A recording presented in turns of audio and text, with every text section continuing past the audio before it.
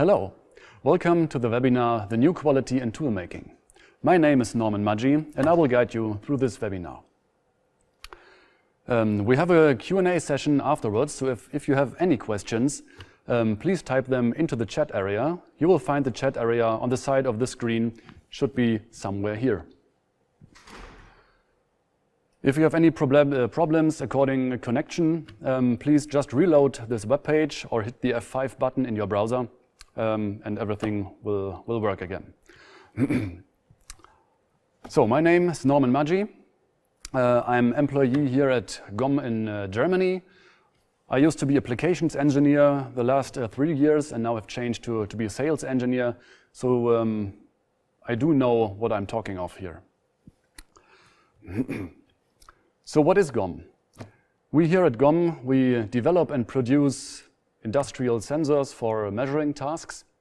We have 3D coordinate machines and we have testing sensors, and we have some automatic device or some automation devices, and we develop the software here to control and run the sensors and the inspection and the automation. Speaking of automation, the first 20 years of GOM history, there has been many manual sensors, like I have here, which are operated by hand. And the last 10 years are quite a story of automation. You can see here some of the automation devices we have for sale here, starting with the smallest scan box here up to 500 millimeter part size. And we have some larger versions where full bodies in white can be measured from 2 sensors at the same time. We are part of the ZEISS group for about 1.5 years by now, and we are located in the IQR department, which is Industrial Quality and Research. So in this way, we as global ZEISS have the opportunity to give you just the best measurement solutions for every task you may have. The optical 3D metrology is home in a wide branch of industries now, starting with automotive industry, of course, and aerospace industry, consumer good industry, and we're still home in research and universities. So this is, you'll find the GOM software, the GOM hardware everywhere. Everywhere. So let's start with the actual topic. The topic is mold making and use of optical systems in mold making. And you can see me here actually using a manual system at an EDM machine where I am scanning this mold but after the EDM process, just to check if the EDM process has been all right, if all the dimensions are according to the CAD file. So let's just see, or let's just imagine, what is the goal of this, what I will show you here. Of course, the goal always is Industry 4.0. It's a buzzword, of course, but what is this? This is, you have some kind of simulation, let's say a mold flow simulation. You have measurements of your tool, of your mold, you have measurements of your parts, and with all that data, at the end, you want to have an okay first article inspection. So this is the goal, this is the idea, and I will just show you how you can start with measurement of the tool. How can it look like? So let's do a small live presentation for this. I just have to change the software to the measuring software here. And what I can do now is just take an automatic rotation table and doing 6 measurements of this mold. You see it's quite a fast scan, and you can directly see the 3D data that is coming here into the software. I will take a second step, a second viewing angle to get more of the data, more of the undercuts. Just change the angle of the sensor a bit.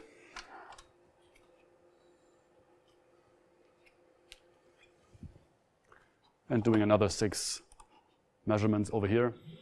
So what you can see is that you get full field data, 3D data of your mold. And of course, you can start with this data with a surface comparison, for example, to check the distances or the dimensions of your mold. Let me change the program or the project to another project where this job is already finished, just to show you the capabilities of the software. So this is actually the mold I just have scanned here. Not just this side of the mold, but we have the other side as well. So these are the two mold halves, the stationary mold half, the movable mold half. And we have scanned them here in assembly. So we know the position of each mold half. Can make this invisible here. So what is the quality of the scan? We can just check it here. So what you can see that we got a highly detailed mesh where you can actually see the milling paths here, over here, and maybe some minor errors. Even dirt will be visible if you will not clean your mold exactly. So the other side, of course, this is the other mold half here. And speaking of accuracy, is optical metrology able to measure all these small tolerances? Let me show you just this image here. We have set a legend here to 20 microns. And what you can see here are, I set the milling paths. And when you can set a small deviation label inside here, maybe on one of these paths over here and one beneath. So you see, you can visualize and you can measure in such a quality. Of course, we have the same inspection for the other side. Like this one here, you can even better see the milling paths. And what you can do here, maybe just to show you, is create a quick 2-point distance here.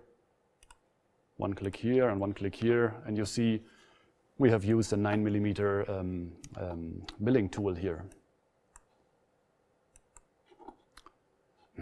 Okay, what do you do with this data? What you can see, for example, is an image like this, where you can see the shatter marks. If you have your milling tool and you have a shaft that is too long, for example, you can get these shatter marks over here, which can cause a bad surface in your part at the end. You see them around here. You see the other way around over here maybe. So this is let's call it a defect of your mold, which you can see here even before you have produced any part with it. Next thing could be this excess material over here. So you maybe have to refine this area. You have to get rid of more material here. So we have some deviation labels over here. We have 40 microns, too much material. And you could easily set the legend just to 50 microns, for example. And what you can then see is even the different levels of milling over here.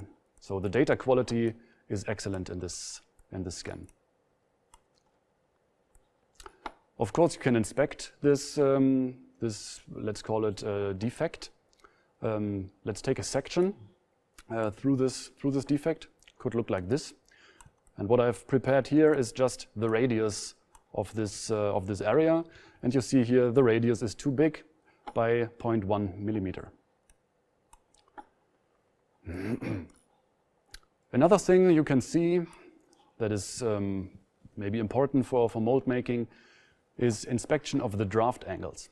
What you see here is the angle against the demolding direction of your mold. And what you see here is, let's place a deviation label inside. What you see here is an undercut. So it's hard to demold in this area here. But in this way, this is a wanted feature because it holds your part when it's finished on the right side of your mold. But you can easily see full field data that the draft angle for all surfaces is quite okay.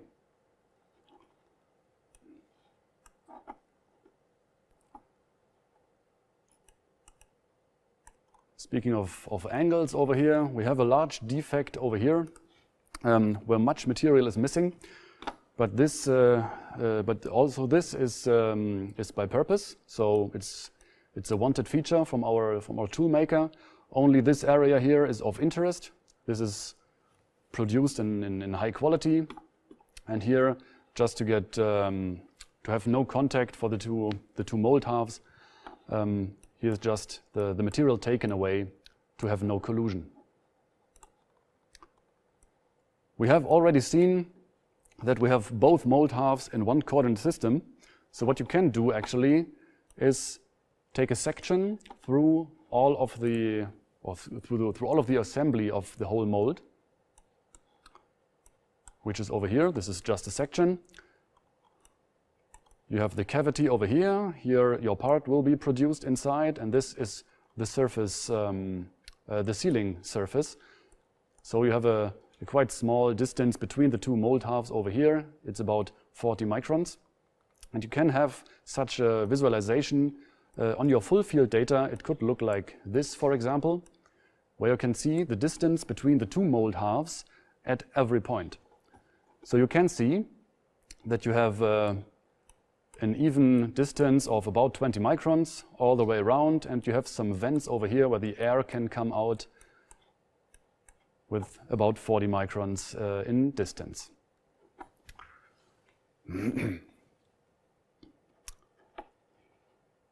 Okay, let's go back to the presentation, which is over here.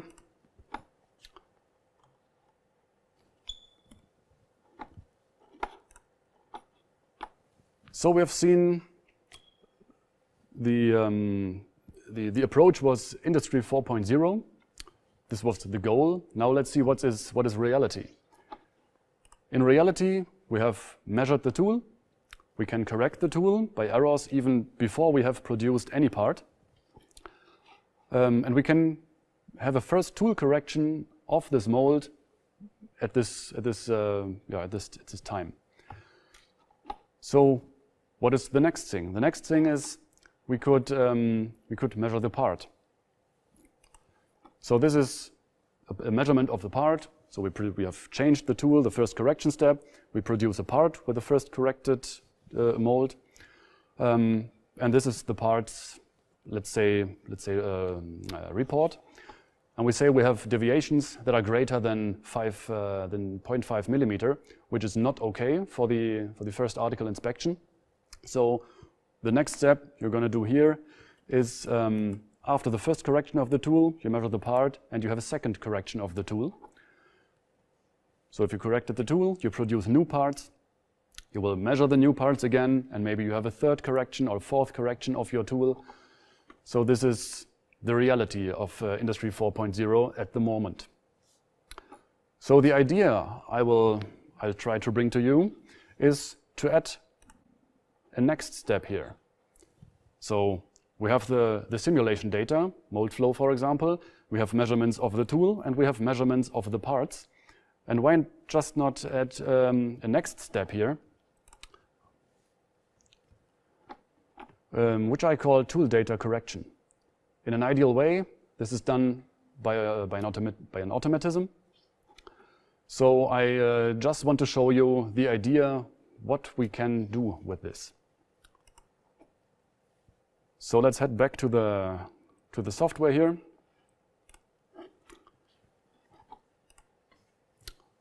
We used a second program here, which is called Zeiss Reverse Engineering, which is a program from Zeiss to actually change the cut data of your molds according to some tasks. And I want to show you the story here. So what we have here is a sand core for a casting process. It's this one over here. And we have some defects. Let's just see it. So we have two less material in this area over here. Maybe it's a printed sand core, and it comes like this out of the machine. So what you want to have is a changed cut file where this deformation is, let's say, mirrored on the cut data. So when you produce the new, or with the new cut file, you'll get the mesh you'll want. So in this case, I produced here a section through the part, seeing that the diameter is not okay, it's too small. The next thing I'm going to do is define the patches that I have to rework. So all of the blue surface here is okay and should stay the way it is, and just the red patches over here are the patches that have to be changed by the software. So again, this was the measured mesh of the part. What we are now doing is take the software, Zeiss reverse engineering, and what we get out of it is this this product here. This is the CAD data modified in a way that you actually get the same results, but mirrored in the other direction.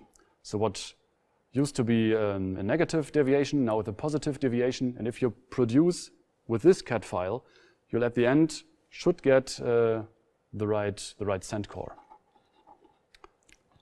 So in this case, this is correction of the CAD data of this cent core. Let's go one step further to the mold, to the change of the mold. Back to the software in a different project. I have the project of this corner plate over here. This corner plate, of course, has its tool where it comes from.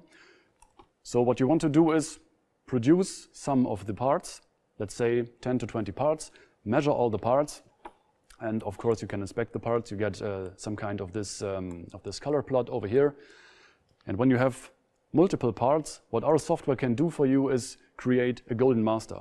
Let's say an average mesh of all the different parts you have measured, and this is the color plot of this average mesh against its CAD data. So you have some deviation over here, and what you want to have is actually you want to have a correction of your tool that has all these deviations in the opposite direction. So when you're stamping actually this metal part over here, that the correct part comes directly out. In this case, we used a software from Tebis, and I want to just show you how this works in the Tebis software. This is the Tebis software. Here you can see the visualization of the stamping tool. The import of the golden mesh of the real scanned data has already been done. What I want to use here is a function called surface morphing.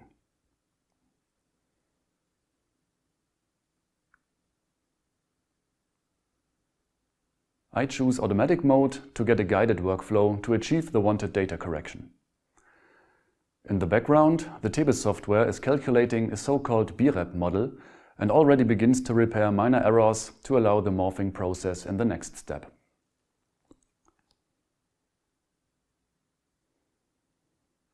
I want the stamping tool to be morphed based on real scan data, so I choose Scan and select the elements that should be calculated, in this case the whole model, and choose the scanned mesh. As next step, I have to select the calculation mode. I can choose between spring back and warpage.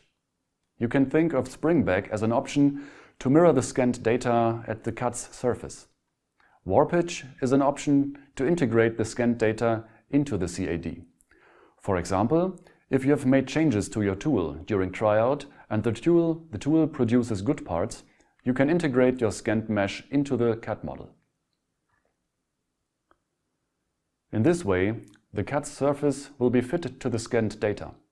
You can roughly imagine this process as the CAD data being sucked to the scanned mesh by a vacuum. In this case, I want to deform. I can choose the limit value with 50 microns. That allows deformation that will not be greater than this value.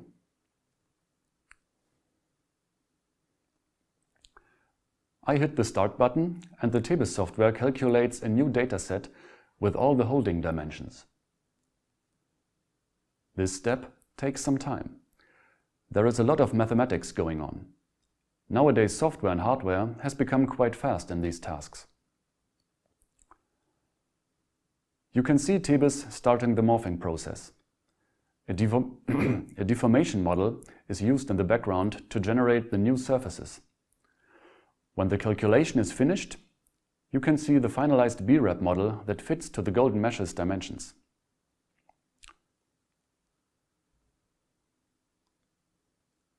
This is actually an internal Tebis data format. Of course, it is possible to change the format to a topological dataset, which then can be exported to STL. The STL mesh can then be imported back to the GOM software to check the changes that have been made. So, with all the steps done in the Tebis software, we can import back here into the GOM software, and what we get is this corrected sheet metal part, and you can easily see the difference between the changed part and the original golden master part. When I change here, you see that the data is corrected and that you have a top quality mesh here, so you have no errors in the mesh. All your radiuses are staying the same, so it has been created in a way that you can use it with your mold correction software.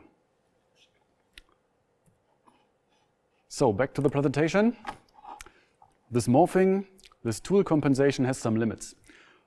Let me show you this on our multimedia part over here. So what we have is a section through the part here in blue. We have an area with a strong distortion over here, so this section is shown a little bit bigger over here. And in red we have the same section at the produced part. So what you see here, we have an area of great distortion. And what you want to have out of the morphing process is actually the green section over here. So just the part mirrored at the cut surface. So if you visualize the vectors of the sections, you can see in this direction or in this area here that the vectors of the actual scan do not cross the cut data. So it's hard to find for the morphing software which point belongs to which measurement point. So this can occur or can lead to some defects in your mesh. So these are some limitations of morphing. And I want to show you an approach for that in the GOM software actually, where we use the functionality of virtual clamping. Just to give you an overview of what virtual clamping is, you have a digitization of your part, your measurement of a part. Of course, you have a CAD model, and you have some kind of inspection. We have seen this before. We have here some deviations due to distortion of the part. What comes now is a deformation model, which is calculated out of the CAD model. And then we can generate a virtual clamped state, let's say, where we can inspect the part as if it would be clamped in a clamping fixture. So what we can do is not apply this clamping on the part, on the measured part, but on the CAD data itself. So what we get out of it is actually an image like this, where you can see here the original, the bended part. And what comes out after deforming the CAD model in the opposite direction is this image here, where you have the same deviations, but in the opposite direction. So let me show you how this is done in the software.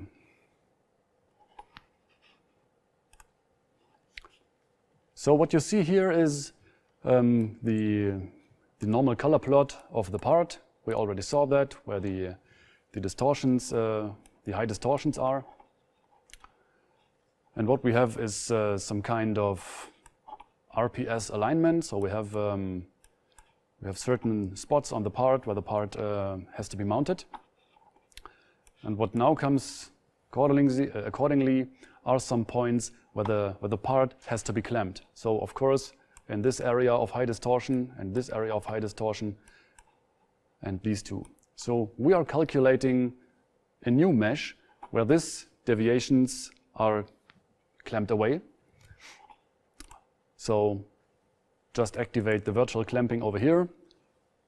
The computer is calculating all the necessary steps, which is somehow much mathematics that has to be calculated over here. And what you now get is your inspection in a state as if it would be clamped in a real physical fixture. So what we can now do is not just use the virtual clamping on the actual part, but on the cut data to create new cut data. And the idea is, when you produce according to the new cut data, that you can get out a part that fits your drawing.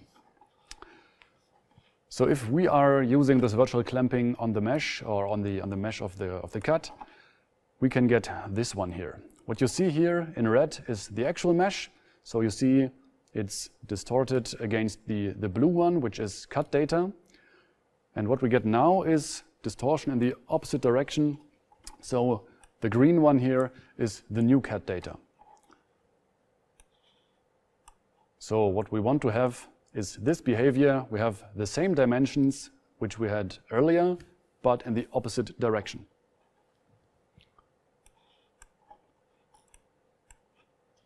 So this, let's say this morphed cut data actually is no native cut data anymore. It's an STL mesh, but you have the boundary lines still available over here, so you can just work with it, export these boundary lines, and work with it in your CAD software.